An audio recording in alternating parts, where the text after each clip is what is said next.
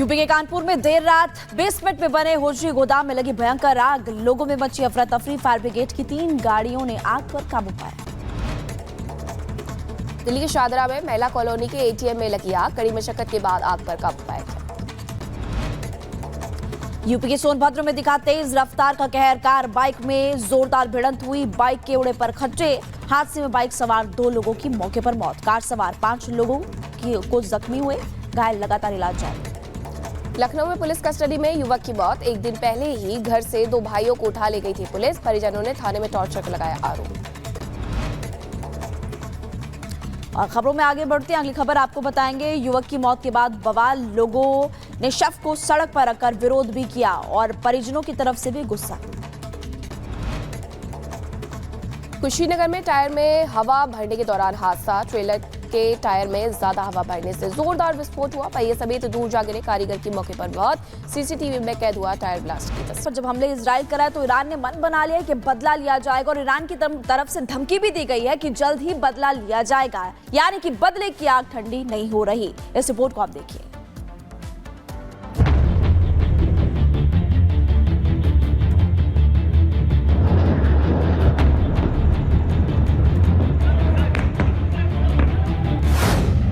बदले की आग में जल रहा ईरान।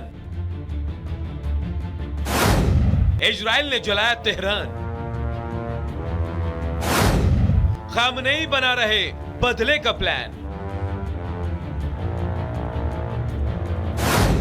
मिडिल ईस्ट में महाघमासान। इजराइल की जनता जिस बदले का इंतजार कर रही थी, आखिर वो बदला उसकी सरकार ने 25 दिन बाद ले ही लिया। देर रात तेहरान समेत ईरान के कई इलाके धमाकों की गूंज से दहल गए। एक के बाद एक इजरायली वायुसेना के जहाज ईरान के आसमान पर आए और बम गिराकर निकल गए। लेकिन इस हमले के बाद ईरान बदले की आग में जल रहा है। खबर है कि ईरान इजराइल पर जवाबी हमले की तैयारी में है। सेना के बड़े अधिकारी बैठक में शामिल हुए हैं। बैठक में ईरान के सुप्रीम लीडर खामनेई भी मौजूद थे। खामनेई ने बैठक में कहा, सही समय आने पर हमले का जवाब देंगे। अपनी रक्षा करने का हमें पूरा अधिकार है। इजराइल के हमले को लेकर ईरान ने पहले कहा कि उसके इलाके में ऐसी किसी घटना की खबर नहीं मिली, लेकिन बाद में ईरान अचानक ही बदला लेने की बात करने लगा। ईरान की क्षेत्रीय अखंडता का उल्लंघन करने के लिए इजराइल को भुगतना होगा। सभी पहलुओं पर विचार करते हुए राष्ट्रीय हितों के हिसाब से सही समय पर ईरान प्रतिक्रिया देगा। हम जियोनीवादियों को सलाह देते हैं कि वो बंकरों में रहने की आदत डाल ले। ईरान को यह भी लगता है कि इजराइल की जवाबी कार्रवाई के पीछे अमेरिका का भी बड़ा हाथ रहा है। ये एक जबरदस्त और गैरकानूनी कृत्य है। ईरान की सीमाओं से 100 किलोमीटर की दूरी से लंबी दूरी की मिसाइलें लॉन्च की गई। इराक में अमेरिका आतंकवादी सेना द्वारा नियंत्रित हवाई क्षेत्र का इस्तेमाल किया गया। ईरान पर इजराइल ने जो हमला किया, उसके बाद उसका गुस्सा कितना कम हुआ, इसका अंदाजा लगाना फिलहाल मुश्किल है। लेकिन अमेरिका को लग रहा है यह बदला शायद युद्ध का अंत है। अमेरिका के राष्ट्रपति जो बाइडेन ने इन हमलों को लेकर इजराइल का बचाव किया और कहा, इजराइल के हमले सिर्फ सैन्य ठिकानों पर हुए हैं और शायद यही अंत है। मिडिल ईस्ट में अब तक जो जंग गाजा और लेबनान के ठिकानों तक सीमित थी, वो बढ़कर ईरान के दरवाजे तक पहुंच गई। अब इजराइल के हमले के बाद ईरान क्या करने वाला है, ये तो एक बड़ा राज है। लेकिन अब ईरान का हमला मिडिल ईस्ट को नए जंग में धकेल देगा। Bureau report, Republic Bharat. पिछले 1 साल से मिडिल ईस्ट में जो जंग शुरू हुई थी वो अभी तक थमी नहीं है। अब ईरान किस तरीके से दहला है और कितना नुकसान हुआ वो आपको बताते हैं। इजराइल ने जॉर्डन और इराक के एयर स्पेस का इस्तेमाल किया, क्योंकि ये सवाल उठ रहा था कि कौन सा एयर स्पेस इस्तेमाल किया गया, वो महिला फाइटर कौन थी। प्लानिंग में 100 से ज्यादा प्लेन शामिल थे और पूरी तरीके से ईरान में जो बमबारी की गई उसके बाद नजारा बदला हुआ था। F-15 जेट्स का इस्तेमाल इजराइल ने इस दौरान किया था हमला करने के लिए। और इसी के साथ आपको बता दें कि ईरान के सैन्य ठिकानों को इसमें नुकसान हुआ, एक बड़ा हमला देखने को मिला। ईरान का दावा है कि कम नुकसान हुआ है और ये 25 दिन बाद एक बड़ा हमला किया गया था इजराइल की तरफ से। दुश्मनों के विमानों को रोकने में कामयाब रहे, ये ईरान अपनी तरफ से दावा कर रहा है। ईरान के रडार स्टेशंस को नुकसान पहुंचा है, ये भी बताया जा रहा है, ये इजराइल की तरफ से कहा गया है। एयर डिफेंस सिस्टम ने शानदार काम किया है, ये जानकारी भी इससे रिलेटेड मिली है। लेकिन वही बार बार जो सवाल हो रहे थे कि आखिरकार मिडिल ईस्ट में जो जंग चल रही है वो सब कुछ मिटा करके खाक कर देगी, जिसकी एक बानगी भी देखने को मिली। देखिए, इजराइल ने ईरान पर पूरे 25 दिन बाद हमला किया है और हमला बहुत खतरनाक था। राजधानी तेहरान और उसके आसपास के शहरों में चीथड़े उड़। लेकिन सवाल खड़ा होता है कि इजराइल की तरफ से जो अटैक किया गया, आखिरकार किस एयर स्पेस से अटैक किया। और दूसरा सवाल ये कि आखिरकार ये महिला पायलट कौन है जिसने कि चीथड़े उड़ा दिए पूरे ईरान के। आपको बताते हैं इस रिपोर्ट के जरिए।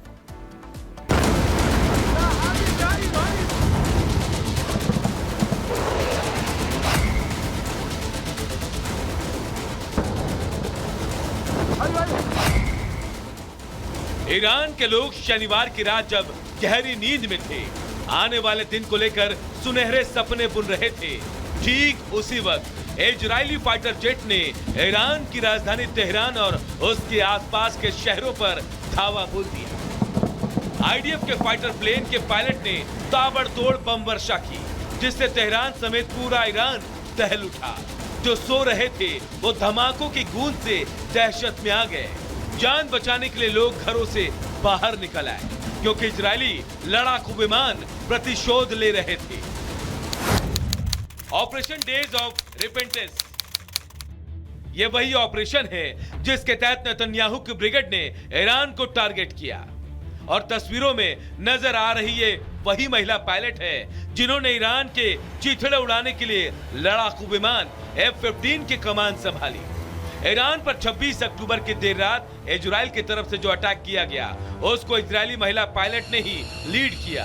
फाइटर प्लेन F-15 में वो सवार हुई और ईरान के आसमान पर जाकर सीधा और सटीक हमला किया। इजरायली सेना का दावा है कि 100 लड़ाकू विमानों ने 3 घंटे में ईरान के करीब 20 ठिकानों पर हमला किया। इनमें मिसाइल फैक्ट्री और सैन्य अड्डे शामिल हैं।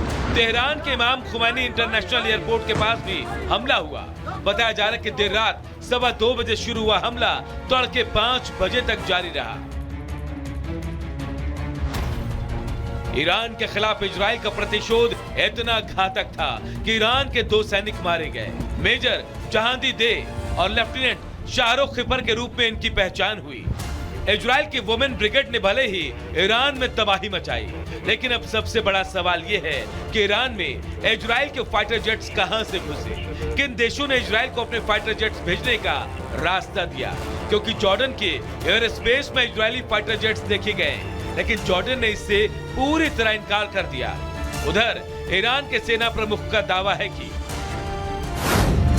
इजरायली जेट विमानों ने हमला करने के लिए इराक के हवाई क्षेत्र से उड़ान भरी, जो एक घातक और अवैध कार्रवाई है। ईरानी chief of staff major general Abdul Rahim Mousavi ने यह भी कहा कि इजराइल ने इराक में अमेरिकी सेना के नियंत्रण वाले हवाई क्षेत्र का इस्तेमाल किया। इजरायली अटैक से सिर्फ रडार सिस्टम को ही नुकसान पहुंचा है। वायु रक्षा प्रणाली ने समय रहते हमलों को रोक लिया। जॉर्डन ने इजराइल के लिए अपने एयर स्पेस खोला या फिर हमला इराकी हवाई क्षेत्र से किया गया, ये बहस का मुद्दा है। लेकिन हमला हुआ और इजराइल ने जो कहा था वो कर दिया। Bureau report, Republic Bharat.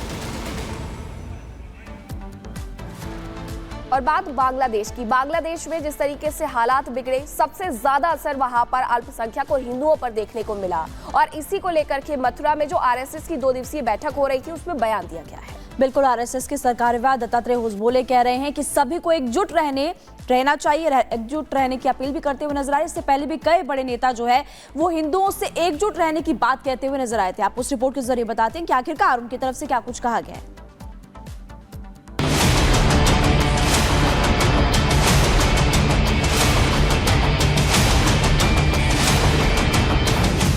हिंदुओं पर अत्याचार पर आरएसएस का फॉर्मूला, बांग्लादेश में ही रहे हिंदू, अपना घर ना छोड़े हिंदू। बांग्लादेश में सत्ता परिवर्तन के बाद से ही हिंदुओं पर अत्याचार हो रहा है। इसकी एक बानगी अभी अलग हुए बांग्लादेश में देखने को मिली, जहां हिंदुओं और हिंदुओं के धार्मिक स्थल को निशाना बनाया गया। इसके बाद लोगों में दहशत फैल गई, लोग घर बार छोड़कर पलायन करने लगे।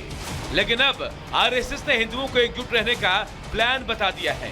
आरएसएस के सर कार्यवाह दत्तात्रेय हसबोले ने कहा कि बांग्लादेश में हिंदुओं को एकजुट होना होगा, उन्हें वहीं रहना होगा, पलायन नहीं करना होगा। वहाँ के हिंदू समाज वहीं रहेगा, उनको पलायन नहीं करना चाहिए, डटे रहने चाहिए, क्योंकि वो बांग्लावासी जो है उनकी भूमि है, तो इसलिए हम चाहते हैं कि वहाँ से हिंदू पलायन ना करें। मथुरा में आरएसएस की 2 दिवसीय बैठक के समापन के मौके पर दत्तात्रेय हसबोले ने कहा कि भारत सरकार ने कहा है कि वो बांग्लादेश में रह रहे हिंदुओं और अल्पसंख्यकों की रक्षा करेगी। संयुक्त राष्ट्र संघ और दूसरे संगठनों को वहां मौजूद हिंदुओं और अल्पसंख्यकों की रक्षा करने के लिए आगे आना चाहिए। इस दौरान बताया गया कि बांग्लादेश में हिंसक घटनाओं में अब तक 650 लोगों की मौत हो चुकी है। बांग्लादेश के संदर्भ में भारत की सरकार ने तुरंत वहाँ के हिंदू समेत सभी अल्पसंख्यकों की रक्षा के बारे में कहा।